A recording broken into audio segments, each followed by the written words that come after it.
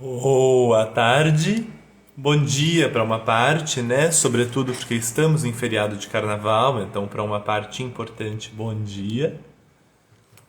E para o resto de nós, boa tarde, pessoal. Tudo bem com vocês? Sejam bem-vindas e bem-vindos. É muito bom ter vocês aqui hoje. Ontem eu fiquei pensando de verdade, assim, eu falei, gente, tem duas coisas que pode acontecer. Pode aparecer muito mais gente, porque a gente está no feriado e o pessoal pode assistir, acompanhar, participar e tal. E a outra coisa que pode acontecer é não aparecer ninguém, porque o povo tá na rua curtindo o carnaval, foi viajar, parará, parará. Então eu já tô feliz que tem gente aqui agora. Sejam bem-vindas e bem-vindos. Bom, como tem bastante gente para o nosso começo aqui, a gente normalmente começa com menos gente. Eu tô apostando que tem gente que nunca esteve nas nossas lives. Eu tô certo? Se você nunca esteve nas lives, ou faz um aceno, ou faz alguma coisa aí pra eu saber. É, tem. Tem gente que nunca esteve. Então sejam bem-vindas e bem-vindos pela primeira vez, quem tá vindo pela primeira vez, e bem-vindos de volta quem tá de volta. Nossas lives são bate-papos. A gente conversa de verdade nas lives do Lar Montessori. Isso significa que alguém tem que participar comigo. Eu não fico falando sozinho aqui durante uma hora e troco. A gente precisa de gente para conversar. O que a gente faz é assim: se você tem alguma coisa que você quer entender melhor em Montessori, algum problema que você quer ajuda para resolver, alguma dificuldade que você está enfrentando na escola, em casa, em qualquer contexto com o Montessori, você faz o que a Gabriele fez agora. A Gabriele pediu para participar aqui, eu vou chamar a Gabriele, a gente vai começar a conversar. E se você quiser participar depois, você se prontifica também depois a participar. Você clica no botãozinho aqui embaixo para participar e eu vou te chamando. Tá bom? Eu vou chamar a Gabriele aqui agora. Pera aí. Vamos lá. Num instante.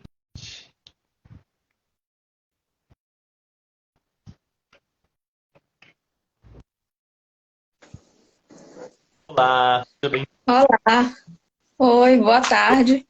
Boa tarde. Gente, a Gabriele é o tipo de aluna que quer ter na vida. É assim, ela mandou mensagem no box, fazendo uma pergunta que eu não lembro qual foi, mas eu lembro da cara dela. E eu disse para ela assim, aparece lá na live com a tua pergunta, mas foi isso. Foi, Foi, pronto. foi isso. E aí, aqui está a Gabriele. Gente, se travar a transmissão, ficar truncado para vocês, sai e volta. Sai da live e volta para a live, que costuma ajudar muito, viu? Certo. Eu vou mudar a conexão aqui, Gabriele, dar uma outra mais forte em casa, para ver se Tá ajuda. bom, Mas essas tá bom. não tem.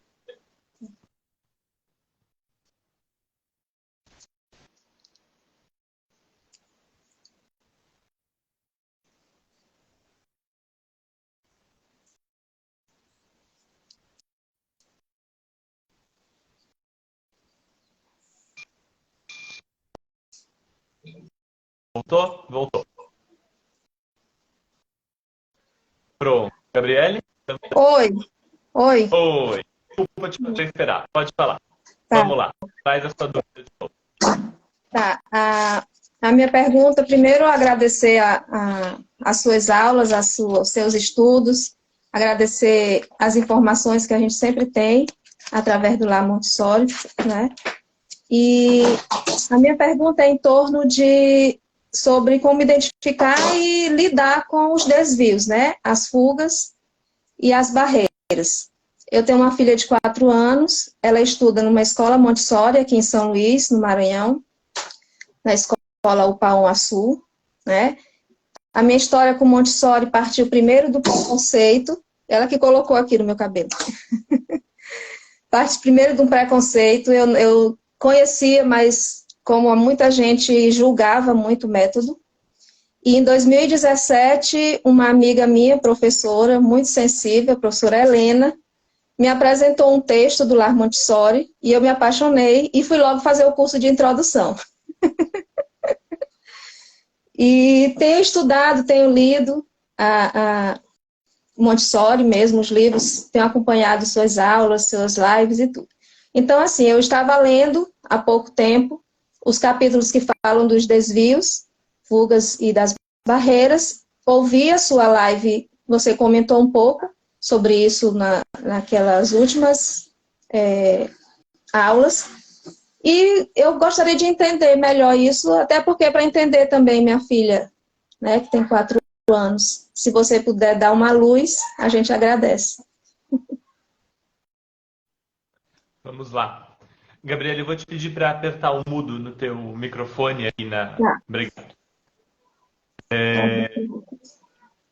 Deixa eu... Eu peço a gente, pessoal, você achou o microfonezinho aí? Porque uma das coisas que faz cortar o áudio é quando os dois estão com o microfone ao mesmo tempo, que o Instagram não é muito inteligente, então ele fica sobrepondo e aí a coisa corta. Vamos lá. Primeiro, que legal, né? A gente, eu e a equipe do Lar Montessori, estamos nesse negócio para salvar a alma mesmo, entendeu? A gente está nessa para pegar o pessoal que está aí escapando no mundo de Montessori, que não ouviu a palavra da criança até esse momento, e a gente está aí para converter gente mesmo. Então, é muito bom. Eu fico muito feliz que um texto do Lar Montessori tenha ajudado a desfazer o teu preconceito inicial com Montessori, que não era teu, né? Isso é uma coisa muito importante de dizer, assim. A resistência que as pessoas têm a Montessori nunca é das pessoas, e eu gosto de lembrar disso. Porque não tem, o pessoal muitas vezes fala, a avó da criança não gosta de Montessori. Não é essa avó que não gosta de Montessori. É que essa avó foi ensinada um monte de coisa, né? E ela herdou um monte de coisa. E a gente vai precisar fazer um processo mesmo de quase de conversão mesmo, né? De mostrando para ela um outro ponto de vista e tudo. Sem jogar nas costas das pessoas a resistência Montessori. Ninguém é obrigado a estar aberto assim, do nada absoluto a uma ideia completamente nova, completamente transformadora em termos de educação, né? Mas obrigado, que legal que esse preconceito se foi e que você está aqui agora. Então vamos falar um pouquinho sobre essa questão dos desvios das crianças. Esse é o tipo de pergunta que pega a live toda, então eu vou tentar não ser muito longo, mas corremos o risco. A Montessori tem um processo de observação de crianças e ela percebe que depois que as crianças passam a ser mais respeitadas pelos adultos, depois que as necessidades dessas crianças passam a ser mais atendidas pelos adultos, depois que elas têm mais liberdade para se desenvolver, o comportamento das crianças muda e muda bastante. Essa é basicamente a percepção que a Montessori tem. E ela percebe que a chave para essa mudança, o início dessa transformação, é a concentração, é o acontecimento da concentração. Quando a criança começa a se concentrar, ela começa a se transformar. Se transformar de que jeito? Tem duas transformações principais que acontecem. Uma transformação... O áudio tá legal? Gabriele, você tá me ouvindo bem? Tá bom? Então tá bom. Uma transformação que acontece é assim. Você tem crianças que são muito intensas, então correm muito, derrubam as coisas, gritam muito, machucam às vezes, empurram, muito intensas. E depois da concentração, elas não ficam menos intensas, mas essa intensidade é direcionada para ações que a criança escolhe. Então, normalmente a criança não escolhe derrubar as coisas.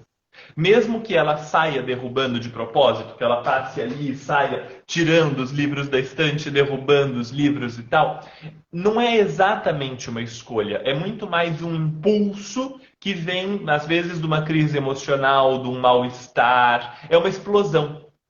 E o que acontece depois da concentração é que essa criança canaliza as suas energias, direciona as suas energias intensas para coisas que ela de fato escolheu fazer.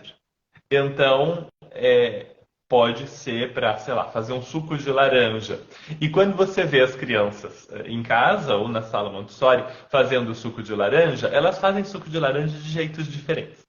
Você tem uma criança que pega a laranja, a Montessori fala que é importante que o material seja sempre parecido, para que nós possamos perceber as diferenças individuais de personalidade. Eu acho isso muito legal. Então você tem o mesmo espremedor ali e duas crianças. Uma criança vai ali no espremedor com meia laranja e ela faz assim com calma e ela olha as gotinhas da laranja caindo embaixo. Uma outra criança coloca o peso inteiro do corpo e da vida dela em cima do espremedor e vai lá com vontade e ela olha e quando ela consegue ela faz assim e ela... As duas estão direcionando energias para o processo. Se as duas estiverem concentradas no processo, não tem nada errado acontecendo, mas elas têm formas diferentes de trabalhar, peculiaridades. Isso não é um problema. Nem de longe com ninguém. Isso nunca é um problema. Mas, antes da concentração, o que a gente percebe entre as crianças não são peculiaridades. São nuvens que impedem aquilo que é específico de cada criança de se manifestar de verdade. Quando você tem a concentração e a criança pode fazer a escolha, ela escolhe como vai fazer as coisas. Então ela direciona a personalidade dela, o jeito dela de existir, para aquilo que ela está fazendo. Isso é maravilhoso. Antes da concentração, muitas vezes a criança está atrabalhoada dentro de si, ela está tumultuada. É como se tivesse uma tempestade dentro dela, né? E numa tempestade, ninguém consegue fazer escolha. Você não consegue escolher numa tempestade o teu jeito de navegar. Você não consegue escolher numa tempestade se você vai para uma ilha ou se você vai para mar aberto. Na tempestade, você só sobrevive. A tua única escolha numa tempestade no oceano é a sobrevivência. Você não fala, será que eu vou para aquela ilha que tem uma praia maravilhosa ou eu vou para aquela região do oceano pescar porque ali tem muito peixe? Você não faz escolha nenhuma na tempestade, você sobrevive. E o que acontece com as crianças é que elas aderem a dois modos principais de sobrevivência. É o que a Montessori vai dizer para nós no livro A Mente da Criança. Ela vai dizer desse jeito. No Segredo da Infância, ela faz uma leitura muito mais diversificada dos desvios e depois no Mente da Criança ela vai afunilar isso e vai dizer, então, eu falei que tinham ali 10, 12, 15, mas na verdade tem 2 e aqueles 12 se classificam nesses 2. Então eu vou só para os 2 do Mente da Criança que ela resolveu mais tarde na vida dela, sintetizou mais tarde. E aí eu abro para você falar de novo, que eu estou falando muito, tá, Gabriel? Aí, no Mente da Criança, a Montessori vai dizer para nós que existem crianças com uma personalidade mais forte, aquelas intensas que eu falei agora há pouco, e existem crianças com uma personalidade mais frágil. Ela chama de fraca, mas eu acho que é uma questão de tradução. Eu prefiro pensar em fragilidade, eu acho que explica melhor.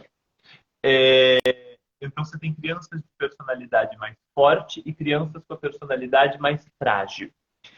E aí, qual é a grande diferença básica entre esses dois tipos? Se a gente fosse pegar os extremos das crianças de personalidade forte, o extremo da criança de personalidade frágil. Qual é a diferença? Aquela com a personalidade mais forte é a que derruba coisas, que empurra coisas, que faz muito barulho, que grita muito, que às vezes empurra o colega. Ela é de uma intensidade enorme, né? E a criança com a personalidade mais frágil, ela foge um pouco, ela é um pouco desinteressada das coisas. Você tenta mostrar uma coisa para ela, ela não se interessa muito pelo que você está mostrando. O choro dela é diferente. Você tem um choro, às vezes, que é muito forte, muitas vezes com raiva, e você tem um outro choro que é um choro meio manso, meio escondido, quase que chora para dentro. E então você tem dois grandes grupos de crianças que estão em estado de tempestade. Esse nome é meu, não é da Montessori, mas eu acho que ajuda a gente a enxergar. Você tem dois grandes grupos de crianças que estão em estado de tempestade. Um desses grupos é um marinheiro valente bêbado que olha para a tempestade e fala: a gente vai enfrentar as ondas e a gente vai chegar, marinheiros, coragem.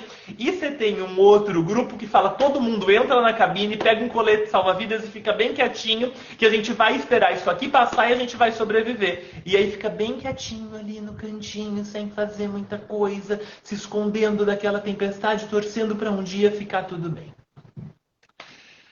E aí a Montessori diz para nós: não está tudo bem com nenhum desses dois grupos. Os dois grupos estão em estado de tempestade. Às vezes, a gente olha para algumas características dessas crianças e acha essas características terríveis, mas um outro grupo a gente acha as características maravilhosas. Olha só, você olha lá para a criança muito forte, muito intensa. E aí você fala para ela, você pensa dela, você não fala, mas você pensa dela coisas do tipo: olha só que bom, ele é tão cheio de energia, tão cheio de vida, né? Tão criativo. E você acha aquilo super legal e tal, mas aquela criatividade, aquela energia, aquela vida não tem direção nenhuma. Tá tudo sendo perdido numas ondas enormes de tempestade. Ele não consegue fazer escolha. E, por outro lado, você olha para essa mesma criança intensa e fala: nossa, como ele é bagunceiro, ele derruba as coisas, ele estraga, ele bate, olha que coisa horrível. Mas essa criança está fazendo essas coisas porque está sofrendo intensamente dentro de si. Aí você olha para o outro lado, para aquela criança que é muito mansinha, muito quietinha, e você diz: nossa, olha que obediente ele é, olha como ele é legal, que bom menino. Ele não é um bom menino, ele está morrendo de medo, ele está recolhido com salva-vidas dentro da cabine, porque ele tem medo daquela tempestade que está lá de fora. E por outro lado, você olha para ele e fala: nossa, mas é tão fraquinho, né? Parece que não tem vontade de fazer nada. Olha, não se interessa pela escola, não sei o que fazer, não se interessa por aprender nada. A gente mostra as coisas, parece que não tem vida nessa criança. Não é que não tem vida, tem vida. Só que essa vida está represada dentro dele porque ele está sofrendo. Então, por que esse sofrimento existe? Esse sofrimento existe porque dentro da criança você tem necessidades de desenvolvimento que não estão sendo atendidas. Então, o corpo daquela criança devia estar fazendo coisas, a mente daquela criança devia estar fazendo coisas, e nem o corpo nem a mente estão podendo fazer essas coisas. E aí essa criança sofre. Quando ela passa a poder fazer essas coisas, a concentração começa a aparecer e daí vem a transformação da personalidade da criança. E para alguém que perguntou no chat, eu não tiro dúvidas de chat nessas lives, tá? Não é uma coisa que eu faço. Eu não olho o comentário nessas lives, a gente só conversa. Mas, para alguém que perguntou aqui no chat agora há pouco, esse processo é o processo que a Montessori vai chamar de normalização e que nos textos do Lar Montessori você vai encontrar como equilíbrio. É esse mesmo processo. Tá bom? Você pode se habilitar aí o microfone para a gente poder conversar um pouco, que eu falei muito. E eu vou pedir para o pessoal que está nos acompanhando e que está achando interessante para marcar o povo que acha que pode aproveitar, tá, gente? Essa live fica gravada depois e tudo encaminha para as pessoas, que nem aconteceu com a Gabriele, que um texto tá bom? A minha filha, eu acho que se enquadra nessa intensidade. A gente está passando por uns momentinhos, inclusive hoje, ela teve esse choro muito, parecia um desespero, né? Que eu não chamo mais de birra, é um desespero, e parecia que estava com fome, com sono, mas ela não sabia como dizer, e a gente fica meio um pouco perdido. Ontem ela apresentou isso e logo de tarde eu me lembrei, fomos fazer donuts. E ela amassou a massa, participou de tudo. E pareceu um milagre mesmo. o resto da tarde, da noite, ela estava muito tranquila. Com a mesma, ela é muito, ela é inquieta, ela é como toda criança de 4 anos. Mas dentro dessa inquietação, do jeitinho, ela parecia estar normalizada, né? Ela parecia que aquela atividade mesmo, ela estava desejando, necessitando fazer alguma coisa prática. E quando a gente percebe que ela está muito brincando, querendo brincar toda hora, brincar, brincar, brincar, aí vem aquele estalo, né? Vamos fazer um suco de laranja, ela gosta muito. Ela pede para fazer, e a gente sempre deixa, né? Mas tem horas que a gente fica perdido. E nessa de hoje, meu marido, eu já estava assim, ficando estressada, e meu marido disse, ela pode estar querendo uma outra coisa. Esse choro não é só choro é alguma coisa que ela está precisando. Aí foi que eu respirei, parei, botei ela no colo, levei para o quarto, aí ela balançou um pouco na rede e pediu um leite, né? E ali depois melhorou, né? Então, assim, eu gostaria de saber, assim, como a gente pode perceber porque ela me parece ser muito intensa. Ela está com dificuldade de ficar na escola, ela chora muito antes de se despedir de mim. E tem apresentado tipo uma regressão. Claro que a gente não vai analisar o comportamento dela aqui, né? Mas nós não somos especialistas nisso. Mas lendo a questão dos desvios, como eu posso perceber, né, que ela pode estar passando por alguma necessidade não atendida, né? Eu estou tentando melhorar a câmera aqui para a luz ficar melhor, mas não melhorou não. Então eu vou continuar conversando com você aqui mesmo. Você me escuta bem com o celular aqui, assim, onde eu botei? Então tá bom. Do jeitinho que você está fazendo, é o jeito que a gente faz mesmo. Só que a diferença é que a gente não espera, ou tenta não esperar, o limite para suspeitar de que a criança precisa de alguma coisa. Então, o teu caminho é exatamente o caminho que a gente faz. Assim, você falou assim, ela fica procurando o que fazer e querendo brincar, brincar, brincar, brincar, e aí me dá o estalo e eu ofereço o suco de laranja, foi o exemplo que você deu, né? E a gente está falando bastante de suco de laranja nessa conversa, gente, mas pode ser regar planta, fazer sanduíche, lustrar fechadura, dobrar roupa, guardar meia, tá bom? Assim, você pode passear com o cachorro. Aí a coisa pode variar muito, tá bom? O interesse pode variar muito. A gente não precisa, e eu sei que no dia a dia é difícil, mas assim, a gente não precisa esperar o excesso para fazer a sugestão de atividade. Então, só quando essa criança mostra que está insatisfeita, insatisfeita, insatisfeita, aí eu me lembro, claro, porque exige treino. A gente precisa de treino para lembrar dessas necessidades da criança. Mas o negócio é lembrar antes do excesso. E aí chamar essa criança antes dela ter esse monte de quase que explosõezinhas de energia, assim, né? Vou para lá, não vou para lá, não vou para lá, para lá, para lá, para lá, para lá, para lá, para lá. E aí o que a gente faz, na verdade, é pegar essa energia toda e dizer, vem para cá. E aí ela direciona a energia para aquilo ali, porque ela ainda não consegue fazer escolha. E isso é um negócio difícil da gente entender. A gente adulto tem a impressão de que escolha é um negócio que a gente nasce sabendo fazer. E que basta a escolha estar disponível para que a pessoa faça a escolha, né?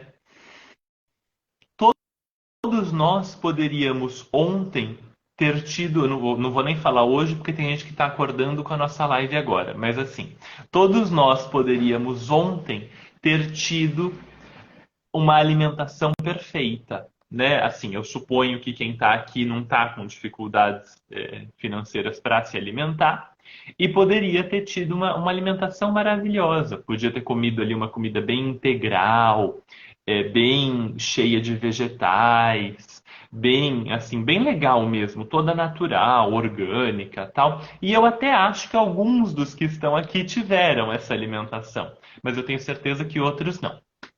E aí, que aconteceria se no meio do seu dia, ali, quando você está fazendo a sua opção de almoço, e você olhou para a geladeira e é domingo de feriado, e você pensa, não, eu não vou ficar aqui 2 horas, mas eu não vou mesmo, eu vou fazer esse negócio aqui que é bem rapidinho, tá congelado, quase pronto, eu vou só esquentar e a gente vai nessa direção mesmo. E se eu chegasse para você e dissesse para você, olha, tá aqui uma tigela de salada orgânica lavada para você. E aqui estão os temperos. Quer comer salada? Você percebe que você que já tem uma vontadezinha de uma alimentação melhor, na hora que eu chego para você e faço a escolha por você e digo, ó, tá aqui, você só precisa aceitar. Fica muito mais fácil do que você ter a força dentro de você para dizer, não, eu vou até o mercado, vou comprar folhas orgânicas, voltar para casa, lavar com cuidado, porque são orgânicas, cheias de bichinho, lavar esse negócio com cuidado, botar na água, e aí eu vou fazer uma salada. Para a criança é a mesma coisa. Então, uma criança que está num estado de tempestade, sobretudo num estado de tempestade, ela precisa que um adulto faça algumas escolhas para ela. Ou, se ele não vai fazer a escolha, pelo menos ele abra umas portas para ela. E diga, olha aqui, ó, vem por aqui. E a Montessori diz para nós, eu vou olhar para lá porque eu tenho isso anotado na parede e eu preciso ler.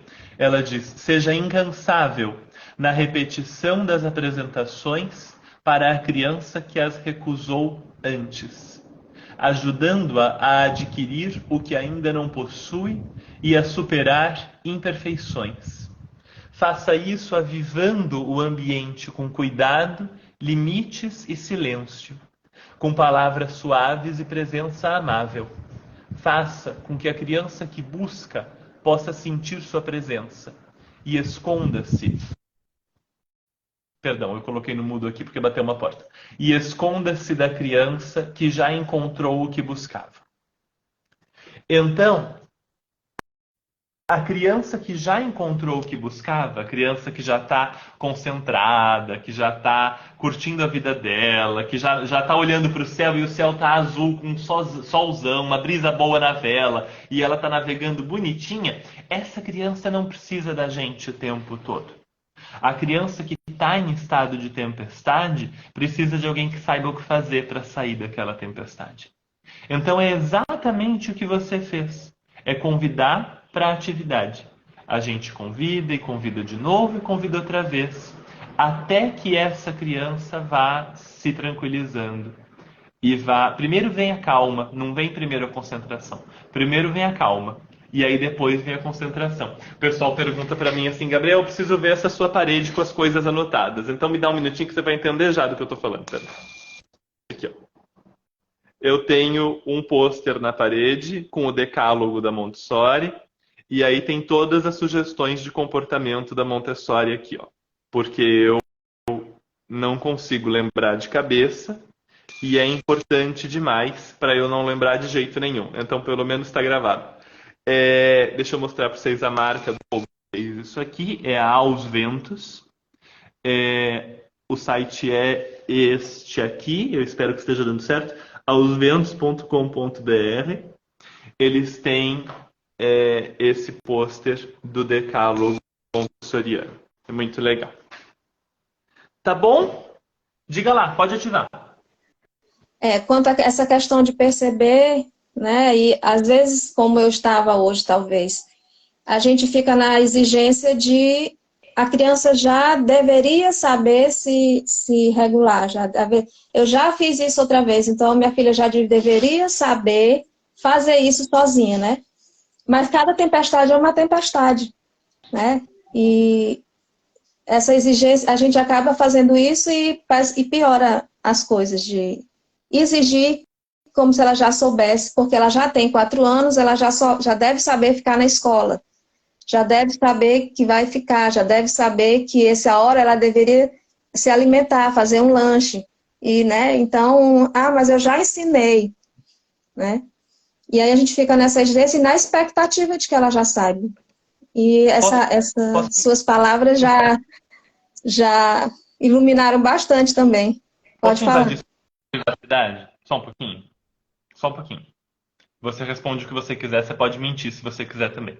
Você tem algum mau hábito do qual você vem tentando se livrar há muito tempo e você ainda não se livrou? Não precisa falar nada assim terrível, não. Pode pensar num mau hábito simplesinho. Ah, são vários. Agora é a questão da alimentação mesmo, melhorar a minha alimentação. Você já sabe o que você tem que fazer, sabe? Não tem, assim, a gente tem um monte de ciranda ao redor da alimentação, mas não é difícil, né, gente? Assim, a gente sabe o que a gente tem que fazer, né? A gente vai na nutricionista, é maravilhoso que a nutricionista exista, a nutróloga é maravilhoso que ela exista, eles ajudam a gente a pensar a coisa de um jeito que funcione na nossa vida, isso é maravilhoso. Mas que a gente sabe o que a gente tem que fazer, a gente sabe.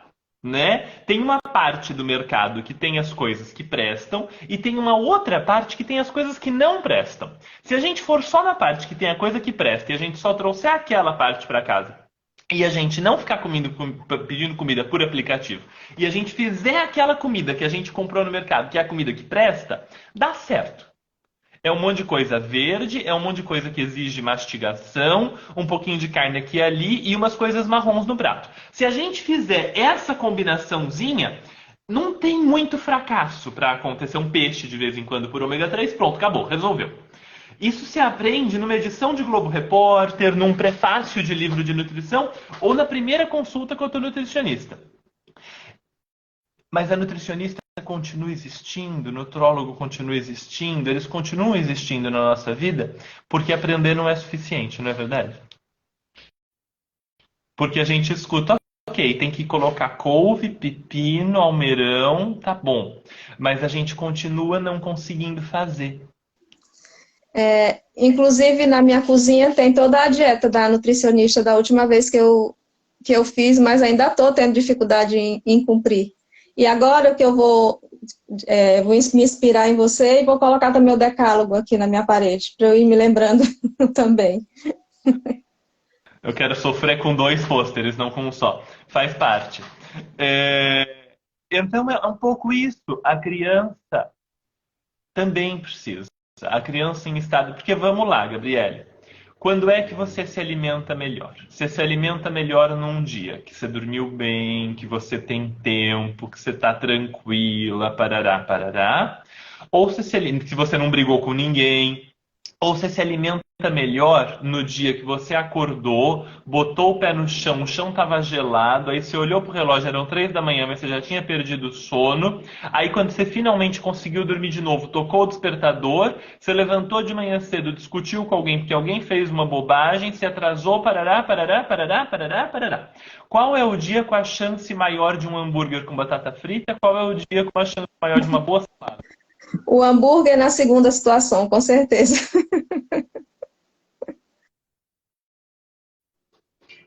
A criança é igual. A criança é igual.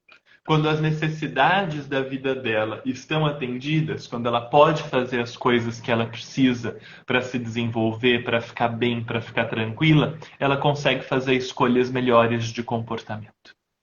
Isso a gente gostaria muito que a criança nascesse mais pronta do que nós somos, né? A gente ainda tem dificuldade, mas a gente gostaria que a criança não tivesse dificuldade nenhuma, né? Não você, assim, você tá aqui, né? Você já sabe que ela vai ter dificuldade, você tá procurando como ajudar. Mas nós todos, como adultos, nos nossos piores momentos, a gente gostaria que a criança fosse com 3, 4, 5 anos melhor do que nós somos com 20, 30, 40, 50 anos. E nós gostaríamos também de ter alguém que pudesse preparado ao nosso lado também, às vezes, né? Mesmo sendo adultos. Exatamente. Exatamente. Gabriele, tudo bem para você se a gente abrir para mais uma pessoa aparecer aqui? Tá mudo, tá mudo.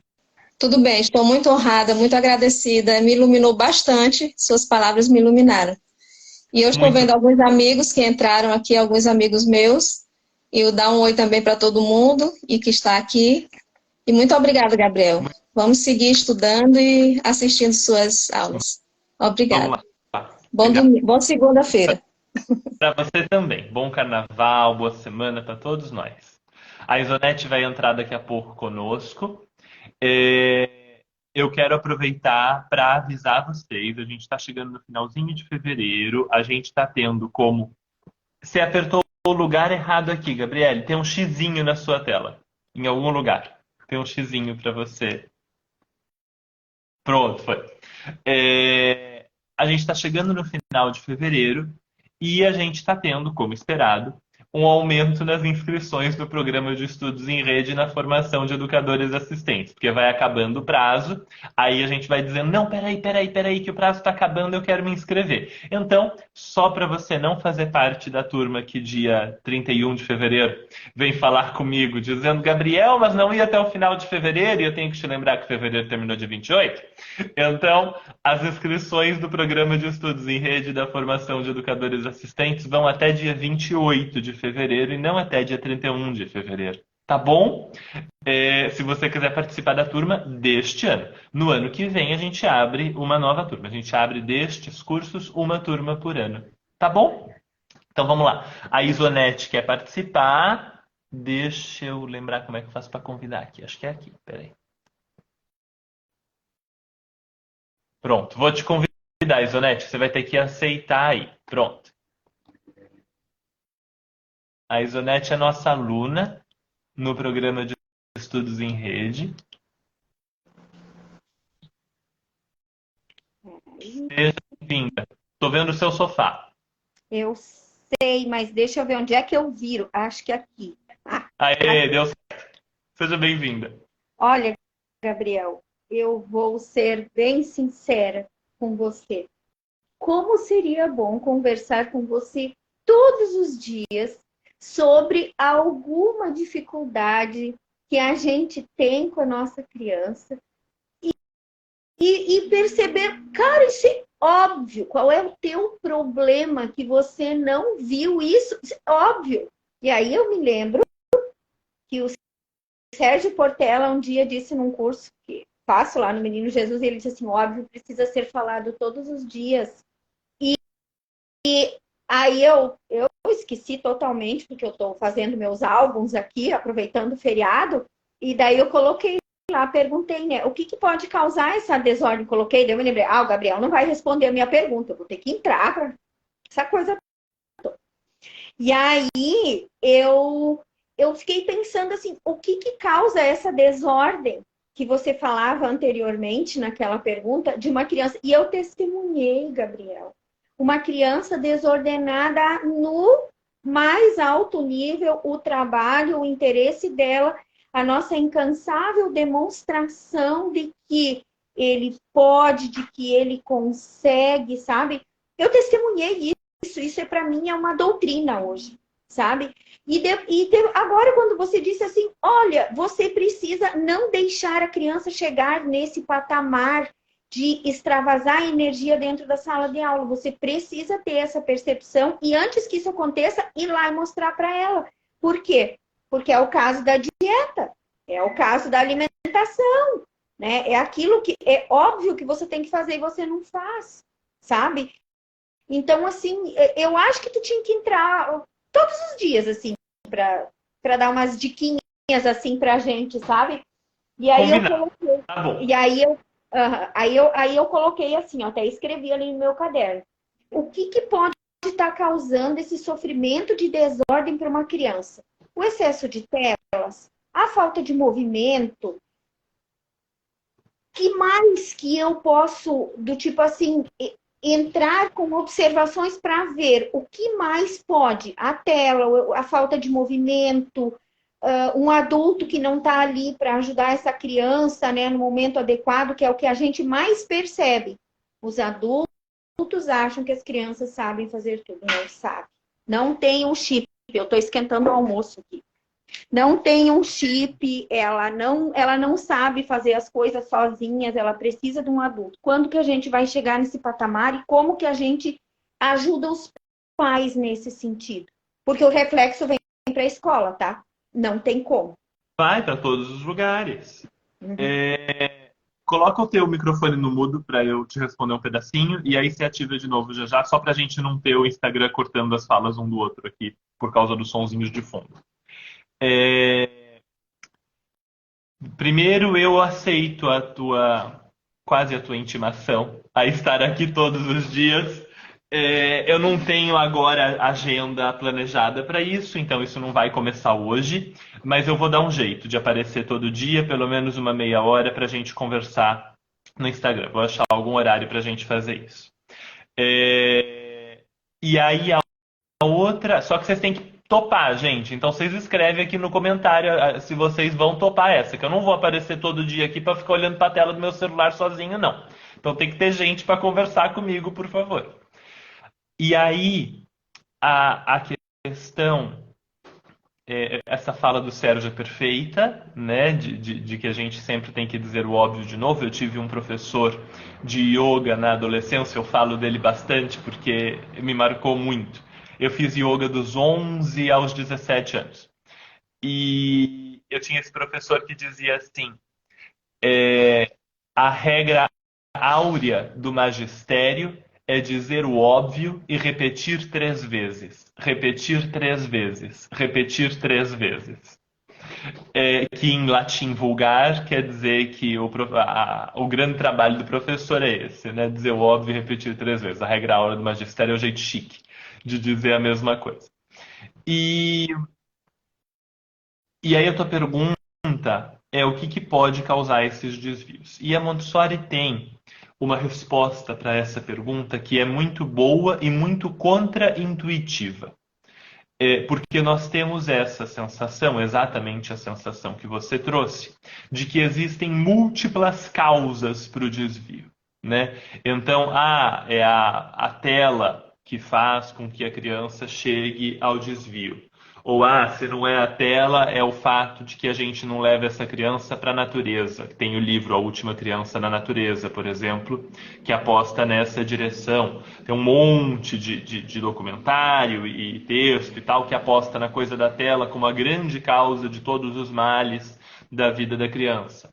Aí tem a culpa do adulto que vai dizer: não, é porque eu não sou perfeito e eu ainda não ganhei a minha medalha vinda direta de Deus dizendo que eu sou um adulto capaz e é por isso que a minha criança sofre. Então a gente fica procurando onde é que está a causa que quando a gente resolver, vai resolver. Né? E aí a gente fica encontrando várias pequenas causazinhas. Então, tem isso, tem aquilo. Não, é porque ela come glúten. E aí a gente vai encontrando as causazinhas. Não, se você só der açúcar para a criança sexta-feira entre 2 e 4 da tarde, fica tudo bem. E a gente vai achando esses... E não resolve. Não, Gabriel, eu já tirei a tela do meu filho. Ele não tem mais tela. Inclusive, agora ele chora o dia inteiro porque ele não tem tela. E não resolveu.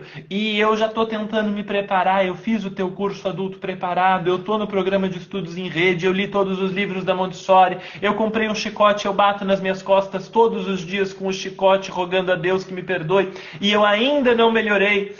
Gabriel, eu já li a Brené Brown, eu já assisti a Brené Brown, o Thich Nhat Hanh, eu estou fazendo 45 minutos de meditação pela manhã e 45 à noite, eu ainda não melhorei, Gabriel, o que foi? E é assim, a Montessori diz para nós que não existem 50 causas do mal-estar da criança. Existe uma. E que se a gente entender essa uma, é só a gente perceber como ela se manifesta nas diversas situações. E essa uma é uma coisa maravilhosa. Então, se você tiver um papel e uma caneta perto de você, essa é a coisa que você vai querer anotar. Você e as 40 e poucas pessoas que estão aqui ao vivo. Gente, vocês sabiam que as nossas lives estão sendo assistidas por aproximadamente 1000 pessoas? A gente faz a live aqui com 40, 50 pessoas que se voluntariam para deixar a coisa interessante. E aí depois a gente tem umas 1000 pessoas que assistem a coisa gravada toda semana. E aí, a grande causa da separação da angústia da criança é a separação entre mente e corpo. E aí você diz: Gabriel, mas essa resposta sim é muito fácil. Como é que a gente pode encontrar isso, ver isso no dia a dia? Como é que a gente percebe isso no dia a dia? A criança tem uma coisa chamada períodos sensíveis. E vários de vocês têm uma ideia do que é período sensível. Alguns de vocês não têm. Depois vocês vão lá no Google e vocês vão procurar por Lar Montessori períodos sensíveis. Para vocês lerem os textos do Lar sobre períodos sensíveis, que são boas explicações sobre esse assunto. Tá bom? De forma superficial, os períodos sensíveis são períodos, momentos durante o desenvolvimento da criança em que ela tem a necessidade de fazer algumas coisas. Por exemplo, existe um período sensível de movimento. E durante o período sensível de movimento, a criança precisa correr, ela precisa escalar, ela precisa abrir e fechar, ela precisa andar bastante. O período sensível do movimento, eu vou deixar vocês adivinharem de que idade até que idade que ele vai, pensando nisso, pensando nessa necessidade de movimento, de andar bastante, de correr, de subir, de descer, de abrir, de fechar. Que idade que vocês acham que isso acontece na vida da criança? Não vale dizer a vida inteira. Tem que pensar numa idade aí. Eu quero que vocês respondam, porque eu quero mostrar uma coisa para vocês. E para isso eu preciso que vocês respondam. Vou esperar. Aí, ó. 1 a 6. A Mariana colocou aqui no chat. Vai de 1 a 6 anos. A Isonete colocou até os 6 anos. Vamos lá. A gente já tem 2 respostas. Até os 6 anos. A Adriana fala de 6 meses até 3 anos. A Isonete chutou o nosso balde. Falou que talvez vá até a 12 anos.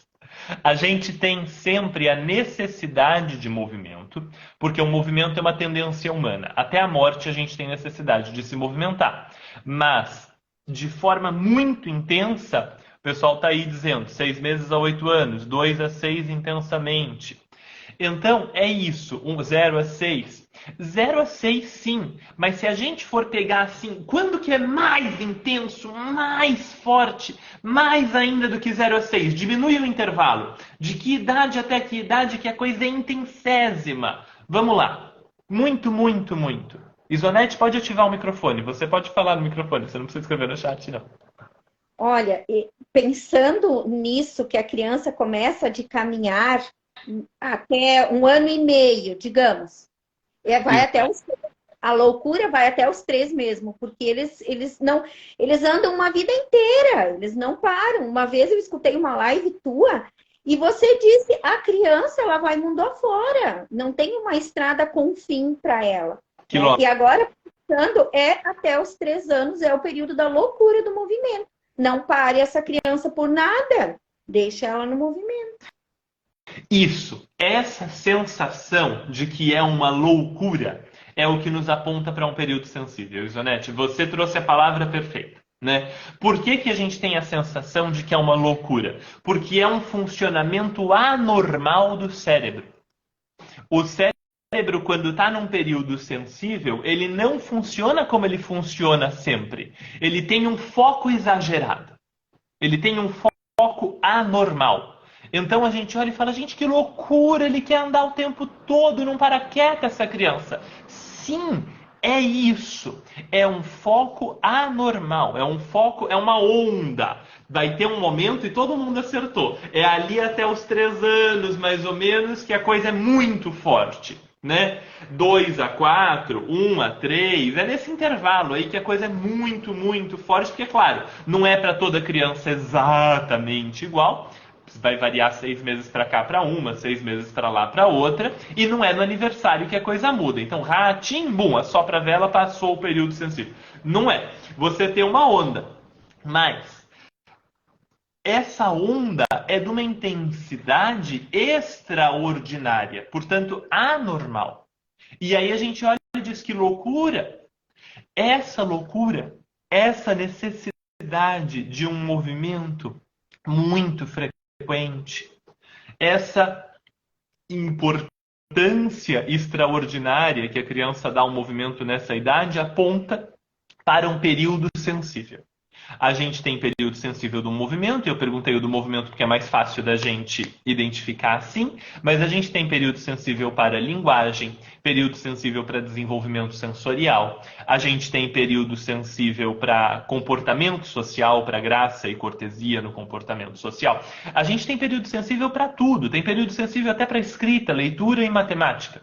Tem período sensível para tudo, para vários aspectos, no desenvolvimento da criança. Quando a criança está num período sensível, que é sempre, ela sempre está em algum período sensível, ela tem uma necessidade extraordinária de alguma coisa, alguma dessas coisas, por exemplo, que eu falei para vocês.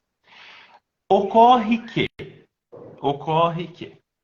quando uma criança está num período sensível, a mente dela exige um certo tipo de ação. A mente dela diz, a gente precisa escalar. Neste período, neste momento, a gente precisa escalar. A mente dela exige. Você diz, Gabriel, exige como? O cérebro... Eu estou preparando uma aula sobre períodos sensíveis para daqui 2 semanas e um textão enorme para explicar exatamente isso que também vai sair no lar daqui 1 ou 2 semanas. Um texto desses quilométricos, assim. Explicando a questão dos períodos sensíveis no cérebro da criança.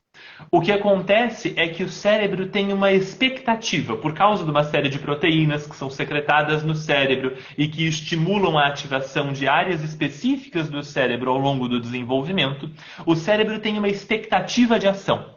E ele comunica isso para o corpo. Olha, é hora de escalar. E aí, o corpo vai tentar escalar. E o adulto vai ficar com medo, porque escalar é perigoso, e ele vai lá tentar tirar a criança da coisa de escalar. Só que o cérebro está dentro da criança dizendo assim, não, você tem que escalar sim, você não tem escolha. E o adulto do lado de fora está dizendo, não, você não pode escalar não, você não tem escolha. Ixi. Aí nós temos 2 mestres mandando na mesma criança. Um mestre é o cérebro dela, são as leis naturais do desenvolvimento que se formaram ao longo de milênios e milênios e milênios e milênios na biologia dessa criança. E do outro lado você tem o adulto. Um puxa daqui, o outro puxa de lá. Esse cérebro não vai mudar de ideia. Ele vai continuar fazendo a exigência que ele está fazendo. Mas o corpo da criança é pequenininho. E o adulto consegue ter poder absoluto sobre o corpo. Não sobre o cérebro, mas sobre o corpo ele consegue. Não sobre a mente, mas sobre o corpo ele consegue. Ô, Gabriel. Me dá... Tá, mas... Preciso terminar essa frase. Peraí. Sobre a vontade da criança, a gente não tem poder nenhum. Ela continua desejando. Mas sobre a ação da criança, a gente tem. E aí o que a gente faz é que a gente remove a criança daquilo que é essencial para o desenvolvimento dela. Ela quer escalar e eu pego ela no colo e digo, não, é perigoso. A vontade dela continua presa na pedra, o cérebro dela continua desejando o muro, parará, parará, ou a escada, mas eu removo essa criança daquilo que a mente, o cérebro, a vontade dela exigem. Ela fica desesperada. Ela entra em estado de tempestade. Isso pode acontecer por falta de natureza. Isso pode acontecer por excesso de tela. Isso pode acontecer porque o adulto não é preparado. Como assim? Se você não vai na natureza, a criança tem pouca oportunidade de movimento. Porque dentro de um apartamento as oportunidades de movimento são limitadas.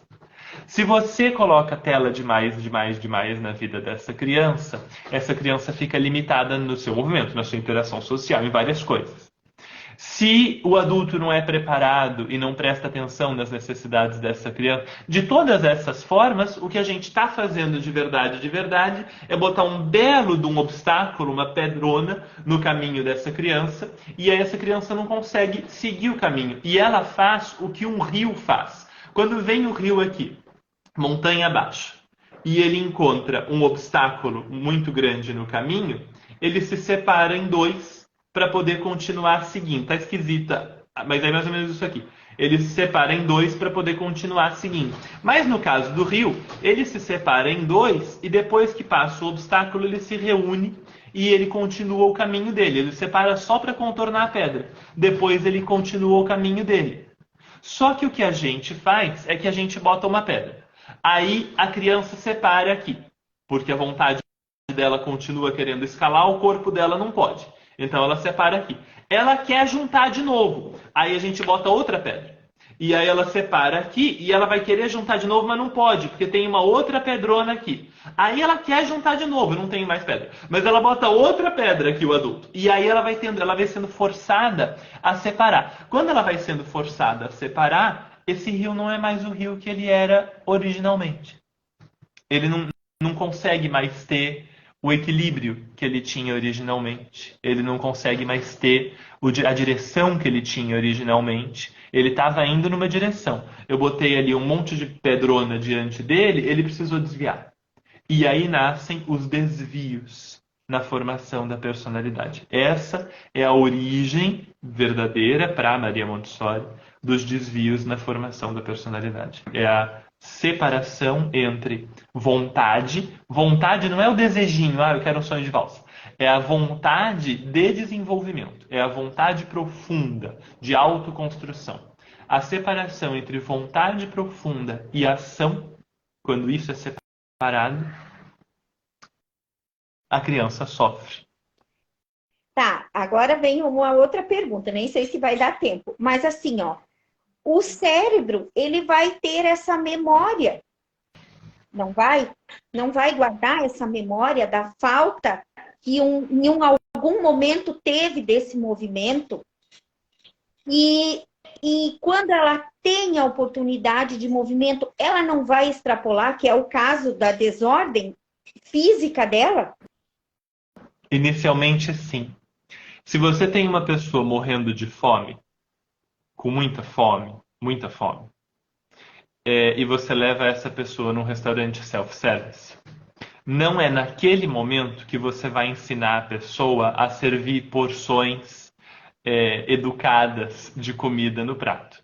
Naquele momento, você vai deixar ela matar a fome. Depois que ela tiver com a fome completamente satisfeita, assim, tá bem de boa, bem tranquilo, no dia seguinte você leva ela de novo no restaurante self-service. E aí ela ainda não sabe se no futuro ela vai ter comida, então ela se serve de novo com muita comida. Aí no outro dia você leva de novo. Depois de uma semana que você está levando, essa pessoa primeiro está nutrida e satisfeita, e depois ela começa a desconfiar que todo dia você vai levar ela no self-service. Então ela não tem necessidade de comer hoje pelo mês que vem todinho. Ela pode comer hoje para hoje. E aí ela diminui um pouco aquela intensidade de alimentação, de quantidade de comida que ela está botando no prato. E aí depois que ela diminui essa intensidade, você pode virar para ela e falar: deixa eu te falar um negócio. Eu estava esperando você ficar mais em paz com a tua fome e você ficar bem de saúde de novo. Agora que você está tranquila, deixa eu te falar. A gente não costuma fazer um prato assim com 17, 20 centímetros de altura. A gente porciona as coisas pelo prato e a gente pode se servir uma segunda vez se a gente tiver fome. Faz assim, experimenta. Vai sentindo se você já está satisfeita. E aí, essa pessoa tem a chance de sentir. Enquanto ela está com fome, ela não tem essa chance. A mesma coisa acontece com a criança. Então, uma criança que ficou amarrada, e aí esse amarrado não precisa ser físico, esse amarrado pode ser psicológico, né? Uma criança que ficou amarrada por meses ou anos, de repente você leva essa criança num parque grande, gostoso, e diz para ela: pode brincar. Ela corre ao infinito e além, assim. Ela vai soltar tudo, ela talvez se machuque, escala um negócio e tal. Se você fizer isso por 5 dias seguidos, pelo carnaval todo, por exemplo, essa criança, aos poucos, vai se tranquilizando. E aí, lá pelo 3º dia, a criança se modifica mais rápido que o adulto. Lá pelo 3º dia dessa história, você pode dizer para ela: hoje, depois que você correr um pouco, vamos fazer um outro exercício? E aí ela corre um pouco, e aí você propõe para ela um exercício com mais atenção, porque o desafio é esse. Agora ela pode usar o corpo à vontade, e a gente precisa ajudar essa criança a trazer a atenção junto, a trazer a mente junto. Não basta que ela use o corpo, ela precisa dos dois. E aí, já vou te falar de novo. E aí, ela usa os dois, ela corre bastante, e aí você fala: agora vamos fazer um desafio aqui. E aí você traz um desafio, você traz uma brincadeira, você traz uma coisa com um objetivo. E ela faz. E aí você traz outra, e depois outra, e no outro dia outra. E você vai trazendo várias possibilidades de ação. para aquela criança ação que respeita as necessidades de desenvolvimento dela. E o que vai acontecendo aos poucos é que o corpo e a atenção, o corpo e a mente, a ação e a vontade vão se reunindo, se reunindo, se reunindo. E aquela criança vai ficando progressivamente mais tranquila. No primeiro dia de parque ela só fica cansada, mas depois de alguns dias de parque ela fica de fato mais tranquila. E depois da tranquilidade pode vir a concentração. Então, segundo mente absorvente, segundo tudo que a gente já sabe, que é tão óbvio, que é o trabalho, né, que une unicamente esse corpo. Só que a gente muitas vezes fica pensando que o trabalho é só uma coisa focada ou no material ou em alguma outra atividade. E, na verdade, a concentração, ela vem de uma forma que às vezes você não imagina que ela possa vir, né? A gente precisa estar muito atento. Então, por isso que eu fico muito feliz de saber que tem gente disposta a te escutar uma vez por dia, meia hora, que é o tempo que a gente tem para tirar essas dúvidas que acontecem diárias. Não são dúvidas, mas na verdade é nosso cérebro que esqueceu do óbvio, né?